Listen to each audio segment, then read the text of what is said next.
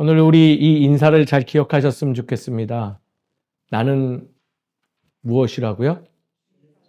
예, 주의 사람입니다. 그걸 꼭 기억하시며 살아가는 우리 모두 되기를 주의 이름으로 축원드립니다. 의외로 많은 성도님들이 관심을 가지고 있는 한 가지가 있습니다. 그러나 그 관심의 분량만큼 이렇게 실천이 잘 안 되는 것이 있죠. 그리고 또 그것을 실천하려 해도 어려워서 주저되는 것이 하나 있습니다. 이게 뭘까요? 혹시 예상이 가실까요?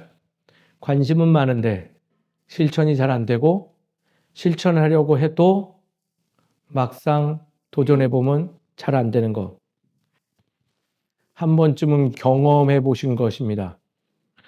바로 가족과 지인에게 복음 전하는 일입니다. 목회 자리에서 많은 분들이 와서 목회자에게 문의합니다. 목사님, 우리 아이를 어떻게 전도해야 돼요? 물어요. 또 어떤 성도님은 이렇게 또 이야기해요. 딱한 사정에 내 주변의 지인을 이야기하며 내 주변에 누가 있는데 그에게 어떻게 복음을 전해야 될지 모르겠어요. 또 자녀 세대들도 묻습니다. 목사님, 우리 부모님은 왜 저러는지 모르겠어요. 그분들에게 어떻게 이것을 전해야 되는지 모르겠어요. 제 친구들한테도 예수님을 어떻게 증거해야 되는지 잘 모르겠어요. 이런 질문을 받다 보면 정말 난감합니다. 왜냐하면 목회자인 제 자신도 힘든 일이고 권면을 하려 해도 사실 각각의 상황이 너무나 다르기 때문에 딱히 나의 권면이 전달되지 못하는 경우가 상당수 있기 때문이죠. 근데 이 문제는 신앙의 삶을 살아가면서 한 번쯤은 늘 고민하는 문제입니다. 그래서 그런지 어떤 이는 낙담한 채 굉장히 이 부분에 대해서 쉽게 답을 하시는 분들이 계세요. 그 답은 이런 것들이죠. 야, 믿으면 다 돼. 그 말을 듣고 있으면 그럼 난 믿음이 없어서 못하는 건가? 라는 생각이 밀려오죠. 어떤 이는 이렇게 말합니다. 교회에서 가르쳐 준 대로. 그러니까 교리적으로 잘 행동하면 돼. 그 교리라는 거 배우기도 어렵고 들어도 무슨 소리인지도 잘 모르겠는데 잘 사용이 안 돼요. 어떤 유명한 부흥 강사는 이런 말 합니다. 진돗개처럼 물고 늘어지면 됩니다. 그랬다간 요즘 신고당합니다. 이상한 오해를 쌓기 마련이죠. 그럼 반대로 친절하게 대해주면 된다? 용서하면 된다? 어느 날 그것을 실천하는 우리가 생각하길 굳이 이렇게까지 하면서까지 증거해야 되나? 라는 생각도 밀려오기도 하죠. 이리 들어보아도 저리 들어보아도 정말 어려운 문제, 내가 은혜 누린 것들을 전하는 일, 내가 사랑하는 예수 그리스도를 증거하는 일은 정말 어렵다라고 정의할 수 있어요. 이쯤 되면 물어야죠. 이 어려운 문제에 어떻게 대응하고 계시는지요? 방관하시나요? 아니면 어떤 이처럼 믿음으로 기도하고 계신가요? 이런 고민을 할 필요가 있어요. 왜냐하면 이것은 잘 대답해야 되는 문제요. 우리의 신앙의 삶에서 매우 중요한 요소이기 때문이죠. 왜냐하면 자칫 잘못하면 선한 마음으로 행동한 나의 말과 행동들이 어떤 이에게는 인생의 절벽이 될 수 있기 때문이라는 거예요. 그래서 또 고민에 잠기게 됩니다. 이러한 고민을 하고 있을 때 오늘의 말씀 참 힘이 되는 말씀인 것 같아요. 바로 사도 누가가 동역자인 바울과 실라의 모습을 보며 그들의 사건을 조명하며 그 안에 담겨져 있는 복음 전하는 일에 대한 마치 정답지를 우리에게 주는 것 같아서 매우 귀하다 할 수 있는 말씀이라는 거예요. 어떤 부분인지 한번 우리 말씀 속에서 찾아보면 좋을 것 같습니다. 오늘의 말씀도 유명하지만은 많은 교회에서 사용되는 것은 봐라. 뭐 하면 된다? 기도하고 찬성하면 하나님이 다 이루어 주신다 라는 것으로 귀결되는 메시지들이 상당수 많아요. 물론 결론적인 것을 보면 그러겠지만 오늘의 말씀은 그 정도로 간단한 문제가 아니에요.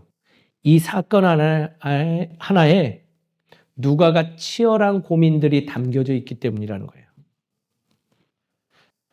오늘 바울과 실라는 사도행전의 주인공이라 말해도 무방하지 않아요. 왜냐하면 그들의 전도 여행은 사도행전의 많은 분량을 차지하고 있고 오늘의 말씀의 사건의 주역도 누구다? 바울과 실라이기 때문이죠. 그들은 복음을 전하는 일에 열심을 다하였지만 늘 어떤 일이 발생했냐? 기쁜 일보다 객관적으로 바라볼 때 어려운 일들만 작고 빈번하게 발생했죠. 즉 요약하면 이거예요. 선한 일을 감당했는데 원치 않는 일을 경험하게 되는 삶이 늘 따랐다라고 정의할 수 있죠. 오늘 내용은 더 어처구니가 없어요.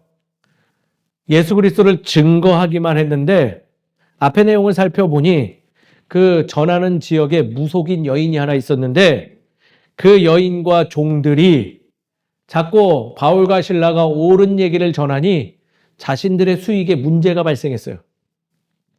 전보러 오는 사람이 없어진 거예요. 그러니까 어떻게 했어요? 고발했어요. 억울한 누명을 씌워서. 이상한 거, 이루어지지 않는 거, 행하지도 못할 풍속, 즉 사기를 전한다고 하면서 고발을 해버린 거예요. 이 일로 인하여 바울과 실라는 옥살이를 하게 됩니다. 그리고 오늘 24절의 내용 앞부분을 보니 그들을 깊은 옥중, 내옥으로 간 거 보니 자신들의 그 죄의 분량보다 더 무거운 형벌을 받게 됐어요. 내옥이라고 해서 깊은 감옥 안쪽 중재인들이 잡히는 그곳으로 들어갔죠. 또 오늘 말씀을 보니까 명령을 받아 파랑겔리아라는 용어의 헬라어로 썼는데 이것은 무엇이냐면 이 단어만 보면 모르겠지만 지시, 가르침, 지휘 등의 것들을 뭐 하지 말라? 행하지 못하게 깊은 곳으로 가뒀다. 바울과 실라가 뭘 알려준 자일까요? 예수님을 증거한. 그러니까 선한 일에 대해서 나누지 못하도록 옥에 가두고 그 옆에 간수를 세웠다라는 거예요. 설교 못하니 뭐가 남았어요? 예, 단순하잖아요. 전하지 못하니 남은 거라고는 혼자 할 수 있는 기도와 찬송을 한 이유가 바로 그거예요. 거기서 뭐 갑자기 뭘 해보겠다고 기도와 찬송을 한 게 아니라 자신들이 지금 처한 상황 속에서 할 수 있는 가장 필요한 것을 하는 게 바로 오늘 누가가 바라본 관점이 뭐다? 기도와 찬송을 했다라는 거예요. 근데 그러고 있던 중 놀랍게도 한밤중에 큰 지진이 일어났어요. 그렇게 해서 옥중에 문이 열렸죠. 그래서 많은 죄수들이 도망갔어요. 그러다가 그 감시하는 간수가 볼 때 옥의 문이 다 열리고 도망갔으니 자신이 다 책임지고 불이익을 당할 것 같으니 뭐예요? 자결하려고 하는 거예요. 그러할 때 눈치가 없었는지 도망가지 않았던 바울과 실라가 짜잔 등장해서 멈추시오 라고 외치며 그의 자결을 막고 뭐 했다? 그 순간 그에게 복음을 전했더니 그 간수가 그걸 받아들이고 그의 집까지도 기쁨을 누리게 되었다라는 말씀이에요. 오늘의 이야기 어떠세요? 저는 오늘의 이 말씀을 찬찬히 묵상하는데 야, 뭐 이런 말도 안 되는 얘기가 다 있어 라는 생각에 밀려왔어요. 너무 이상한 부분이 많아요. 너무 이상하네요. 근데 왜 하필이면 누가가 이것을 귀한 전도의 이야기에 넣었을까라는 거예요. 본문의 말씀은요, 개그 소재로 삼아도 될 정도로 어처구니 없는 이야기가 지금 발생했어요. 김용희 집사님은 지금 은혜 충만하시기 때문에 은혜의 사건이라고 하는데 이거는 말도 안 되는 소리가 오늘 기록되어 있는 거예요. 첫 번째는요, 바울과 실라의 옥살인 거예요. 한마디로 말해 그들이 대체 무슨 잘못을 한 거예요? 고작한 거라고는 바른 것을 증거하였더니 불의한 자들이 시기와 질투가 일어났는데 그들이 잡힌 것이 아니라 뭐한 자가 잡혔다? 선한 일을 한 이들이 잡혔고 부당한 죄를 받았다라는 거예요. 말이 안 되잖아요. 우리의 상식으로 볼 땐 선한 소리를 내는 이들이 더 대우받고 사랑받아야 되고 불의한 것들을 전하는 자들은 숨어들거나 사라져야 되는데 거꾸로 됐어요. 더군다나 선한 일을 하는 사람이 지금 외옥도 아니라 내옥으로 갇혀 들어가는 이러한 일이 기록되어 있는 게 첫 번째 이상한 이야기예요. 두 번째, 옥중살이도 말이 안 돼요. 바울과 실라는 사실 잡혀 들어가면 기도와 찬송을 하면 안 되는 사람들이에요. 여기 계신 성도님들 잡혀가시면 함께 가는 교회 성도인이 기도와 찬송으로 내가 일관하겠어 하고 옥중에 계실 거예요? 아마 그러고 있으면 쌍욕 듣습니다. 저런 미련한 것들, 저런 무지한 것들. 뭐 해야 돼요? 그 안에서 항변을 해야 되겠죠. 억울함을 토로해야 되겠죠. 그러나 그들은 그 안에서 기도와 찬송을 선택했대요. 놀라운 사실 하나가 더 아주 짤막하게 기록되어 있는데 그들의 기도와 찬송이 그것을 막으라 하고 있는 명령을 받은 간수의 귀에 계속 들리고 있었다라는 거예요. 그대로 바울과 삶에 옥중의 삶이 노출되었다라는 거죠. 말이 안 되는 사실이에요, 이것도요. 세 번째, 주객이 전도했어요. 사건이 발생이니 도망가야 할 이들이 도망가지 않고 죽을 일이 없는 자가 자결하려고 하는 일이 참 어처구니 없죠. 사실 바울과 실라는 지금 파리 목숨이에요. 내옥에서 살해당해도 전혀 모를 자리에 있다는 거예요. 그런 자가 아까 집사님 말씀한 대로 누구의 생명을 돌봐야 돼요? 자신의 생명을 돌보는 일이 지혜로운 일이고 현명하다 할 수 있는 거죠. 그러나 그들은 자신의 생명을 돌보기보다는 그 안에 갇혀있는 많은 이들과 자신을 감시하는 간수에 집중하고 있었다는 거예요. 그러니 그는 절체절명의 순간에 그를 막을 수 있었다는 거죠. 바울과 실라는 애초부터 도망가는데 관심이 없었어요. 다시 한번 묻습니다. 오늘의 말씀이 어떻게 다가오십니까? 오늘의 말씀이 기도하였더니 주께서 지진을 일으켜 주셔서 도와주셨다? 영적 사건으로 보세요? 저는 그렇게 보이지 않습니다. 바울과 실라는 놀라운 일을 감당하는 큰 인물로 보이세요? 저는 그리 크게 보이지 않아요. 우리의 모습으로 엿보입니다. 이러한 일들은 나의 삶에서 결코 일어날 수 없는 익사이팅한 일이라고 생각하세요? 저는 그것도 아니라고 봐요. 오늘의 사건은 곧 우리의 아이러니한 삶과 매우 흡사하기 때문이라는 거죠. 오늘의 말씀은 더 깊게 붙들고 우리가 살펴보아야 될 것이에요. 이 이상한 이야기 안에는 우리가 분명히 놓치고 있는 귀한 하나님의 음성이 담겨 있기 때문이라는 거예요. 그것은 바로 일상의 삶을 어떻게 살아갈 것인가에 대해서 묻고 있는 내용이 담겨져 있다는 거예요. 복음을 전하는 이들에게 일상은 늘 핍박과 어려움이 올 수밖에 없어요. 제가 늘상 말씀드리지만 예수님 믿고 뭐 세상 사람들이 말하는 대박이 터지신 적 있으세요? 저는 몇 번 못 봤어요. 제 개인적으로 보면 더 불편하고 더 힘든 일만 늘 일상이 되었죠. 마트도 못 가겠어요. 부목사 때인데 교회에서 제가 싸가지 없는 목사로 소문이 났어요. 제가 싸가지가 없대요. 안 놀라우세요? 이 이유를 추적해 봤더니 제가 인사를 안 하고 다닌다는 거예요. 인사를. 그래서 열심히 예배 끝나고 나오는 성도님들을 향해서 90도로 인사했어요. 그래도 여전히 무한 목사라고요? 네 가지가 없대요. 계속 싸가지가 없대요. 도대체 왜 그럴까?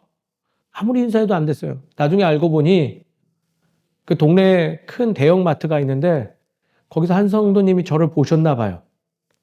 저는 기억도 없어요. 그분을 본 적이. 없어요. 굉장히 고령의 성도님이시거든요. 그분이 저를 봤는데 제가 인사를 안 하더래요. 불편하잖아요. 그때부터 마트 가기가 두려워요. 혹시 아는 분인데 내가 혹시 못 발견했을까 하고. 그래서 지금도 습관적으로 마트나 이런 데 가면 주변을 두리번 봐요. 혹시 있으면 아는 인물이 있으면 인사하려고. 그러다 보면 간혹 가다 그런 분들 있잖아요. 생판 모르는데 이상하게 낯이 익는 사람이 있어요. 그런 분한테 인사를 하면 위아래로 이렇게 훑어보고 가세요. 뭔가 하고. 한 번은 이런 일도 있더라고요. 인사했더니 그분이 저 아세요? 그러더라고요. 불편해요. 그 불편한 삶이 늘 지속되는 게 우리의 인생의 모습인 것이죠. 어쩌면 우리는 바른 소리를 하다가 억울한 일을 당해서 불편한 일을 또 당할 수도 있어요. 오늘 누가가 바라보는 바울과 실라처럼. 그때 어떠한 것들을 선택하고 나아갈지에 대해서 첫 번째 우리에게 묻는 거예요. 그 대답은 기도와 찬송을 하였다라고 기록하고 있네요. 그 의미는 저는 이렇게 다가옵니다. 어떠한 상황에도 주께서 내게 명령하시고 허락하신 일들을 계속 감당하며 살아갔다라고 표현해드리고 싶어요. 복음을 전하는 일은요, 입으로도 직접 전달해야 되겠지만은 바로 여기에서부터 전 시작되어진다고 봐요. 누구에게 보이기 위함이 아니라 나의 일상에서 펼쳐지는 주 하나님 아버지의 의를 가지고 씨름하는 것, 거기에서부터 시작된다고 보죠. 그리고 이러한 신앙의 행위는 반드시 내게 가까운 이들에게 노출됨을 누가는 우리에게 이야기하고 있다는 거예요. 바로 간수의 경우죠. 복음은 바로 내 일상에서 가장 가까운 이들에게 전해질 터인데 나는 하나님께서 내게 허락하신 것들을 잘 지키고 살아가고 있는지, 잘 그것을 소화해내고 있는지에서 묻고 있는 말씀이라는 거예요. 이 말씀이 참 무겁게 다가와요. 만약 내 주위에 복음의 부정적 의식과 자세를 취하고 있는 이가 있다면 그것은 누구의 책임일까요? 바로 나의 문제라는 거예요. 그러나 누가는 우리에게 자책감 가지라고 말하고 있는 건 아니에요. 너 때문에 누가 이렇게 됐다? 그게 아니라 그런 이들이 있으니 삶의 일상에서 인내하고 지속하고 포기하지 말며 그것을 지켜나감이 매우 귀하다라고 오늘 사건을 통해서 우리에게 이야기하고 있다는 거예요. 즉 일상의 영성으로 살아감이 매우 중요하다. 바로 사도 누가가 바울과 실라의 그 옥중의 어려움에 보고 우리에게 전함이 참 우리의 신앙에 도움이 되는 이야기라는 거예요. 요즘 길에 나가서 한 반년 정도 노방전도하면서 느끼는 것이 바로 그거예요. 전 분명히 알았어요. 저기 있는 전도에 없어요. 100만 장 뿌린다고 해도 저희 교회에 오실 분은 아무도 없어요.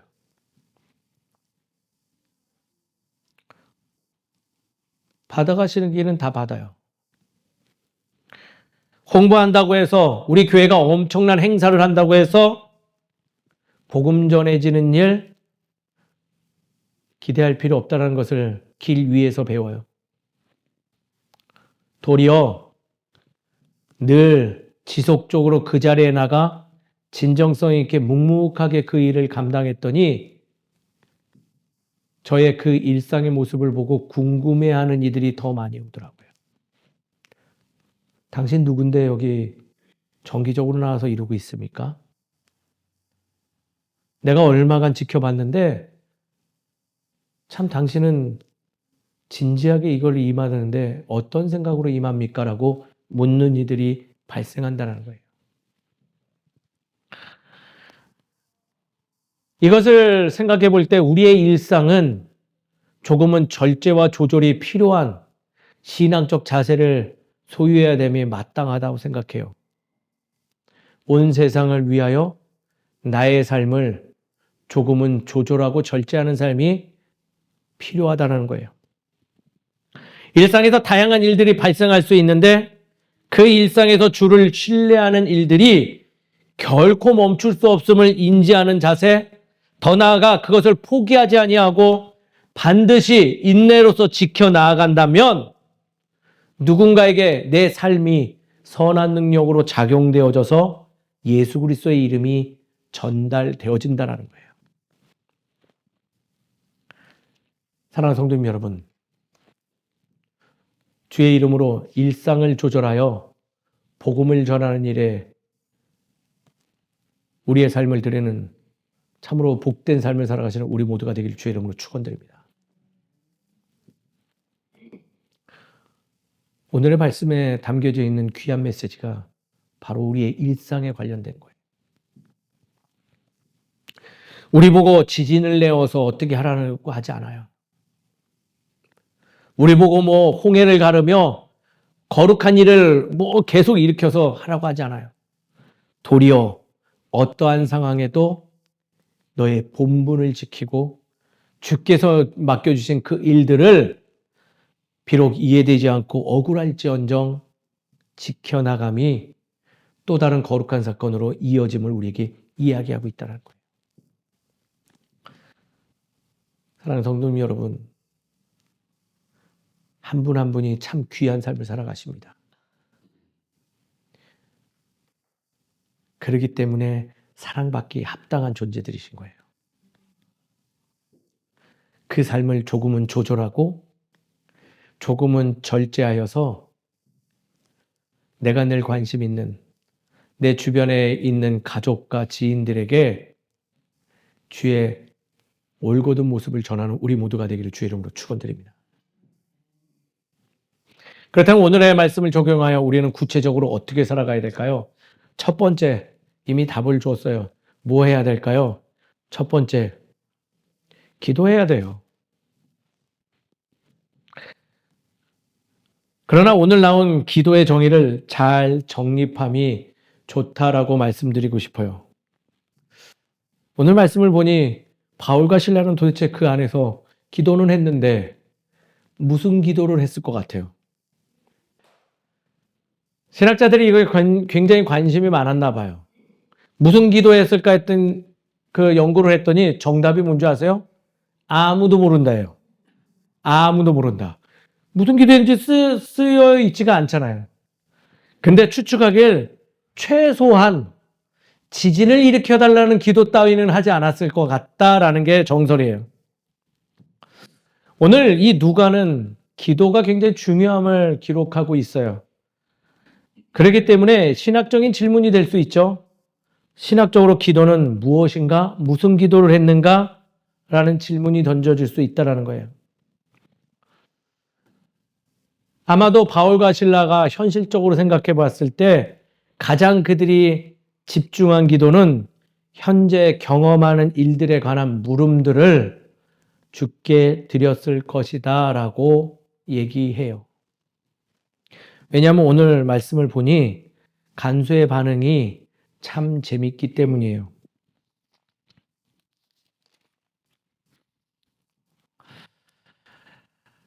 이르되 주 예수를 믿으라 그리하면 너와 네 집이 구원을 받으리라 라고 얘기하니 이 간수가 뭐라 대답하냐면 어떻게 하여야 30절에 보니까 그들에 대해 선생들이야 내가 어떻게 하여야 구원을 받으리까라는 질문이 나왔대요. 전하는 자의 의도가 무엇인가에 따라서 그 돌아오는 답이 달라요. 아마 바울과 실라는 그 자리에서 주여 여기서 우리가 왜가 아니라 어떻게 살아감이 옳은 것입니까? 무엇을 행해야 되는 것이 당신의 뜻입니까? 물었던 기도를 하지 않았을까 추측을 한다는 거예요.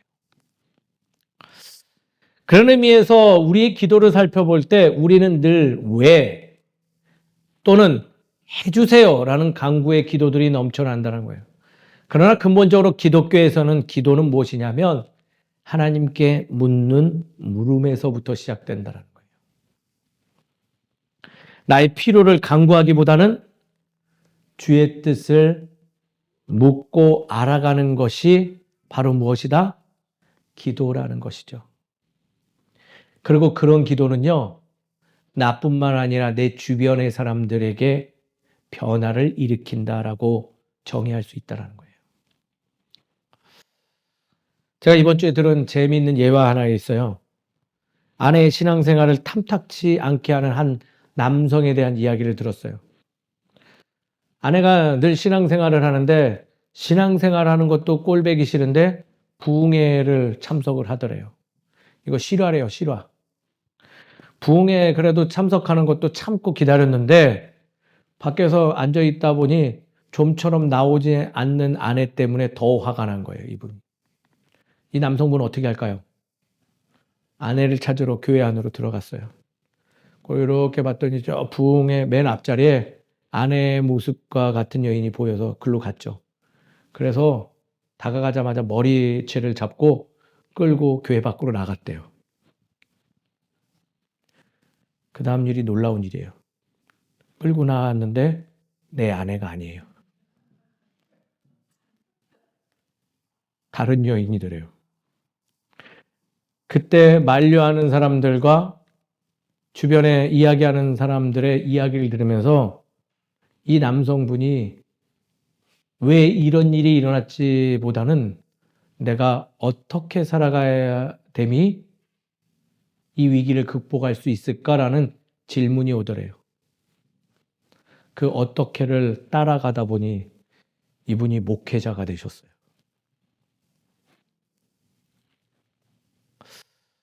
어떻게? 저는 우리 교회 성도님들이 기도함은 어떻게를 가장 먼저 기억하는 우리 모두가 되기를 주의 이름으로 축원드립니다. 주께 물으세요. 묻는 나의 모습을 통해서 누군가가 또 나에게 물어올 것이에요. 어떻게 해야 됩니까? 그럴 때 예수의 이름을 증거하면 반드시 복음이 들어갈 줄 믿습니다. 두 번째는요, 기도했으면 또 뭐 해야 돼요? 오늘 써 있잖아요. 기도하고 또 뭐 했대요? 찬양하는 삶을 소유할 필요가 있다. 또 질문할게요. 옥중에서 무슨 찬양을 불렀을까요? 왜 한숨을 쉬신가요? 정답은 그것도 아무도 모른다예요. 왜 안 썼을까요? 누가가? 어떠한 찬송을 불렀다. 그건 중요하지 않기 때문이에요. 찬송이 어떤 찬송이 중요한 게 아니라 찬송을 부른 의미를 찾음이 중요하기 때문에 그것을 기록한 것이죠. 인간은 누구나 기분이 좋으면 하는 일이 있어요. 공통적으로요. 뭘까요? 음률에 맞춰서 흥얼거리는 거예요. 저희 아내를 보면 그게 참 또렷이 느껴져요. 제가 저희 아내한테 꼭 하지 말아야 될 말실수를 종종 해요. 차려준 밥상 그냥 맛있으면 수고했어 하면 되는데 꼭 뭐라 말해요. 이건 간이 어떻든 뭐하든. 아주 그냥 자살행위죠. 그러면 아내가 어떻게 변하냐면 뭐가 갑자기 소리가 들려와요. 드르륵 탁탕 우당탕탕 뭐 서랍을 곧게 열지도 않고 뭐 이상한 소리가 나죠. 기분이 안 좋아요.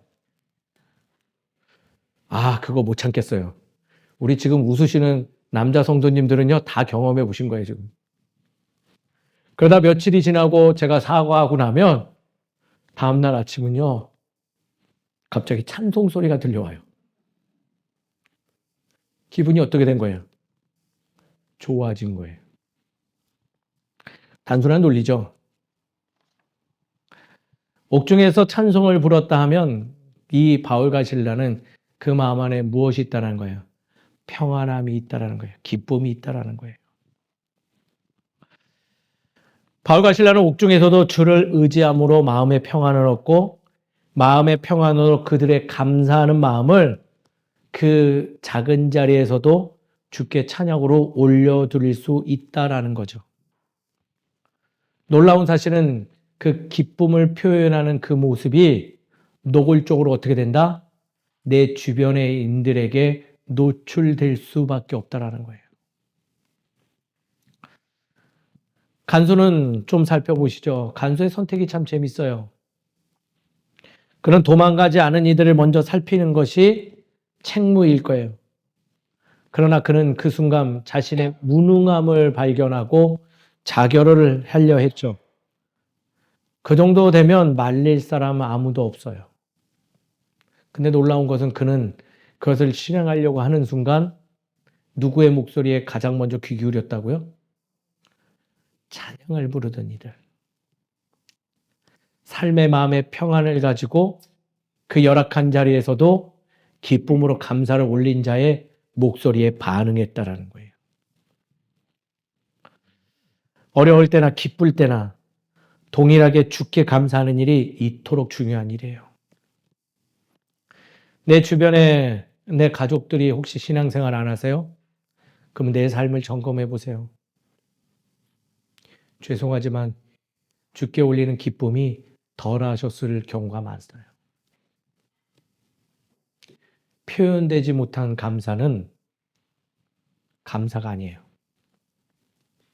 사랑하는 성도 여러분, 찬양으로 내 마음을 늘 점검하고 누군가의 나의 삶을 예수 그리스도의 이름으로 증거하는 우리 모두 되기를 주 이름으로 축원드립니다. 마지막 세 번째, 우리가 오늘의 말씀을 통해서 반드시 분별해야 되는 것, 그것은 바로 깨어있는 삶을 소유해야 된다는 거예요. 이미 다 아실 거예요.